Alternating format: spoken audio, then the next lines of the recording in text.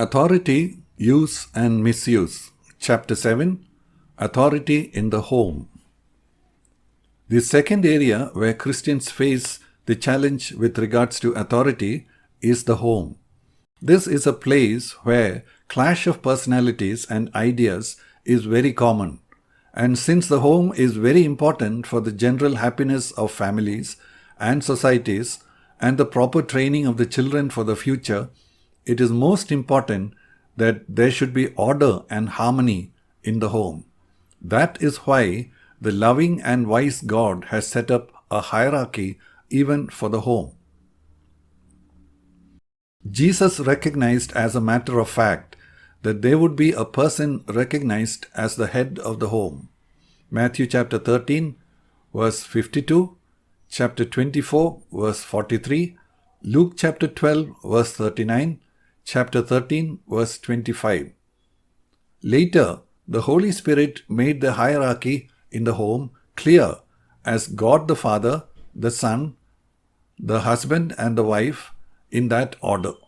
1 Corinthians chapter 11, verse 3, Ephesians chapter 5, verse 23, designating the husband as the head of the wife.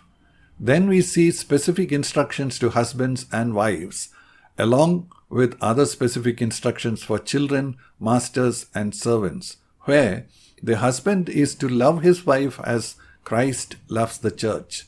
Ephesians chapter 5, verse 28. To live with her in an understanding way. 1 Peter chapter 3, verse 7. And not to become bitter towards her. Colossians chapter 3, verse 19. And a wife is to be subject to her husband.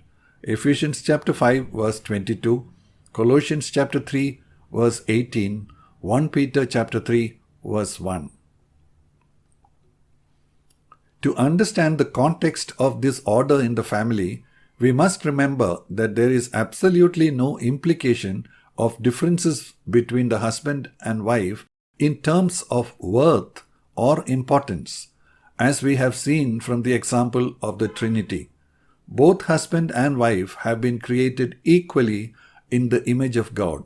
Genesis chapter 1, verse 27.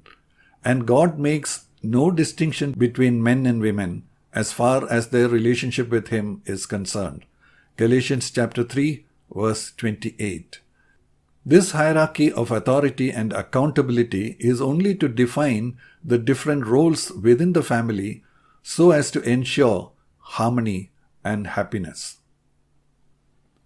When God gives the husband the role of the head of the family, it is not so much to define his authority, but his overall responsibility for the family.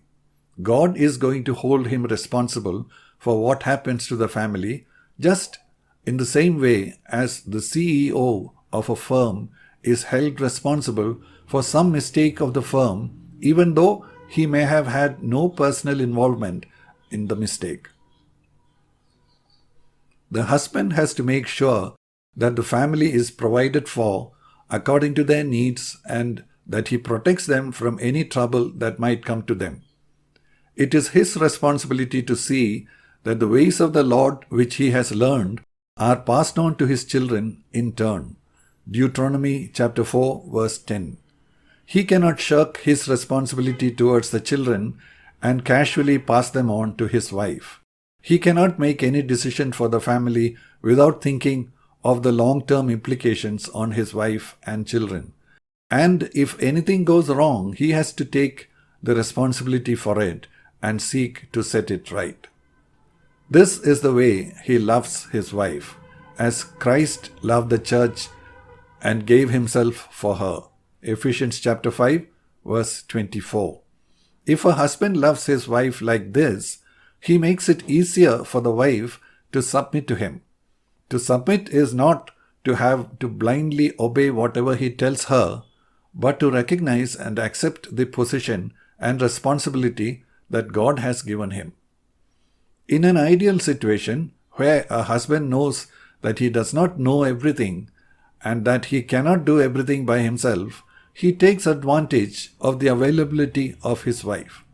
Putting their heads together, discussing about the decisions that need to be taken, and arrives at a mutually acceptable direction. In a practical situation, because husbands and wives are going to be different in many ways, gender, personality type, family background, education, cultural background, etc., it is going to happen that often they are not able to arrive at a common approach. In this case, if the wife submits to his role as the head of the house, she allows him to make the final decision. In such a case, the husband takes his decision after considering all that he knows and all that he has heard from his wife, keeping in mind the fact that he is going to be responsible for the outcome of his decision. Such a husband will not be a dictator or one who treats his wife with disdain. He will be an enabler to bring out the best in everyone, like the conductor in an orchestra. It is easy to see that if both husbands and wives obey these instructions from the Lord, there will be increasing harmony in families, and that if these are violated or disregarded, there will be increasing conflicts and all sorts of trouble, which will in turn badly affect the children too. Through centuries of abuse of authority by men in general and husbands in particular, women have suffered much physical harm, indignity, injustice, rejection, devaluation, and neglect. Culturally, even now, many men go with the assumption that their wives are at their mercy and strongly believe that they are entitled to treat them in any way they like. It is sad that there are even some Christian preachers who teach husbands to act in a superior manner with respect to their wives. It is then no wonder that many women react to this strongly to the extent that they stand against the idea of submission to husbands and fight for equality. But then they many times end up against the plans that God Himself has made for the family. The solution is not to throw out the whole idea of the head of the home, but to find out how it is to be properly understood and carried out. Another area where authority comes into the picture in homes is parenting. Here again, there has been much abuse of children by parents over time in the name of discipline. But that is not an excuse to throw out the whole concept of discipline. Sadly, that is what seems to be happening.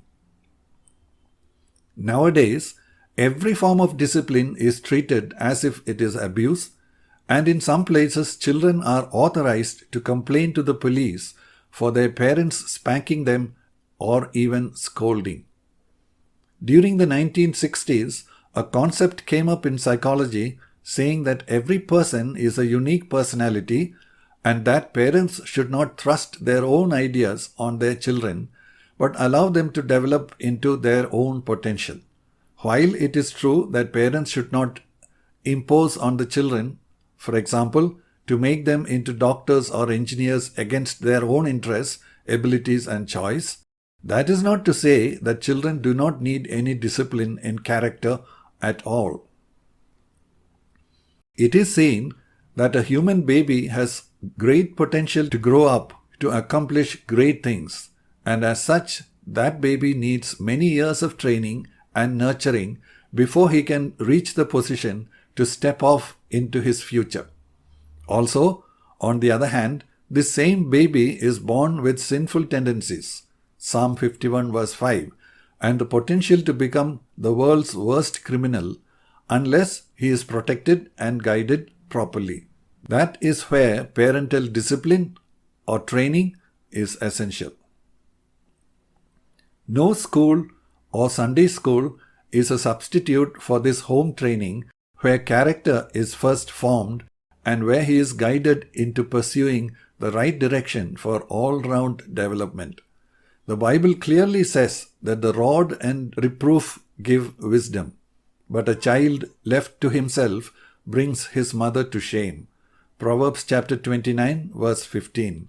There are many other verses. Genesis chapter 18 verse 19, Deuteronomy chapter 4 verse 10, chapter 31 verse 12 and 13, Psalm 78 verses 5 and 6, Proverbs chapter 22 verse 6 and 15, chapter 23 verse 13, Ephesians chapter 6 verse 4, Colossians chapter 3 verse 21, 1 Thessalonians chapter 2 verses 7 and 11, 1 Timothy chapter 3 verse 4, that bring out the importance of child care and discipline. Here again, why the God-ordained scheme of parental discipline turns to abuse is selfishness on the part of the parents and the lack of true love for the children. When children are seen as a nuisance rather than as a blessing, every occasion when the parents need to interact with the children is seen as an interference into the parents' routine. So, children are punished severely for their interference, or the children are diverted away from the parents through indulgences such as TV, video games, etc. Some other parents who think they love their children very much overdrive the children to unreasonable and unrealistic levels of achievement. As a result, many children grow up to see themselves as always coming short of the parents' expectations, and they either give up on life and turn to wasteful habits or go off to show their parents in acts of rebellion or defiance what they are actually capable of. But the discipline that the Bible talks of is to be done in love. Hebrews chapter 12 verse 6. It is not good food, clothes, toys, sports, or music training or education that the children primarily need. It is love and affection that is to be expressed by the parents to the children by spending time with them, getting to know them, showing appreciation and encouraging them. This is what really earns them the right to chastise them. Then the children who receive correction or chastisement know that their parents love them and that what is being done is for their good. Chastisement done in anger or irritation actually amounts to abuse or bullying. As the children grow up into their teenage years, if the parents have built up a loving and friendly relationship with the children, the transition from being children to adults becomes easier for everyone. God's ways are perfect, and His instructions for people on how to live life on earth are what are best for us.